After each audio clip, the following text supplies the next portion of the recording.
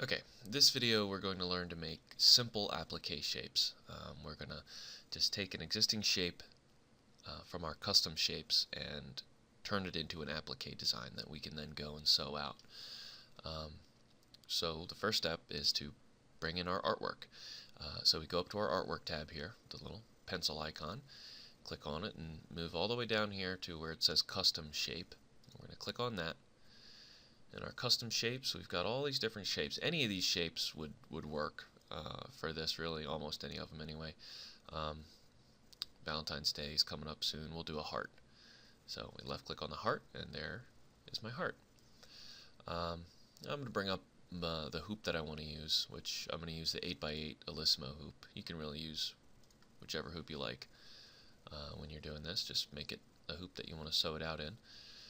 So here I've got my heart. I can see where the borders of my hoop is, and now I want to turn this into an applique. So to do that, I go to Apply Stitches, look down under the Other section here, and just left click on Applique. That's it. If this is how I want it to look, I'm actually done here. But I'm going to explain to you some of the stuff about this. How an applique works in Masterworks and in most embroidery that you do, it's a three-step process. There's a placement stitch, a tack down stitch, and then the finishing stitch. So hitting that applique button automatically converted my heart into all three of those things. So I'm going to scroll through the design here and show you what it did. So the first stitch right there is a running stitch. And what this is going to do is show me where to put my applique fabric. So I've got, say I'm appliquing this heart onto a shirt. I've got my shirt hooped up in my hoop, and I sew out the first color, which is going to be the blue running stitch here, but you can use any color you want. This is going to be hidden in the end. And I put my square piece of material, or whatever shape my material is, it doesn't matter, over this running stitch, and maybe use a little spray adhesive and stick it to it. And then sew out the next color, which is another running stitch, slightly to the outside of the first one. And what you do with this is now take your applique scissors and cut along this line so that you're left with just your material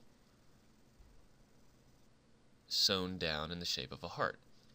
And then the third color is going to go and put a satin stitch to hide the raw end of your material so that it looks finished. Just like that. And when it's done, it's done. You've got a nice pretty applique. Say you used some pink fabric, for this heart, or maybe you're a goth and you use black fabric, whatever, I don't know. You're done. Take it out of the hoop and you're ready to go. Your applique's finished. A lot easier than trying to do it, manually by machine. So if we look over in our properties menu, we see that we can do some stuff to this stitch. Under the first one, applique type, we've got satin, which is what we have it set for now, but we can also do a blanket applique stitch. And what a blanket applique stitch is going to do is this, some people call this an E stitch because it's like a bunch of little E's, but it's really called a blanket stitch. And what this does is if you match your thread color perfectly to the fabric that you're using, like say if I put pink thread in here, find some pink. There we go. Some pink thread, and use that as my color 3. This thread, if I sew it out on pink material, it's going to look like this heart is just floating here. It's going to look like it's not even sewn on. It's kind of like it's kind of a neat effect. So here I can actually preview that if I go over here under applique fabric and find some pink fabric and apply.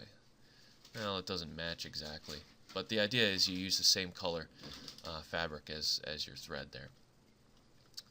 You can also adjust your stitch length. You don't really need to mess with that though on this. What you want to worry about more is the applique width, which is going to show how going to change how long that bite is up in here. So if I increase this number, now the bites are going in farther. So if you want them to be less noticeable, you can use a smaller number, but then it's more important how accurately you do your cutting in the second step. The blanket density is how close together these points are. So a smaller number is going to mean more points. See that? So I've got more little bites. So if you need to have something that needs more support, you can use that. Applique E center percent. You know, honestly, I have no idea what this does. Let's hit it and find out. Not real clear on what that's changing, to be honest with you, but I've been doing this for a long time and I never used it, so it can't be that important. Okay, so the third applique type in here is Motif, and what this is going to do is put a decorative stitch all the way around the outside of the applique instead of the E stitch or a satin stitch. So here we can choose what motif stitch, and these are all just basically decorative stitches. So if you're looking for just kind of a different, fancier kind of look, that's how you do it. So, you know, and again, you can change your stitch length. The motif stitch length is going to change how big the motif is.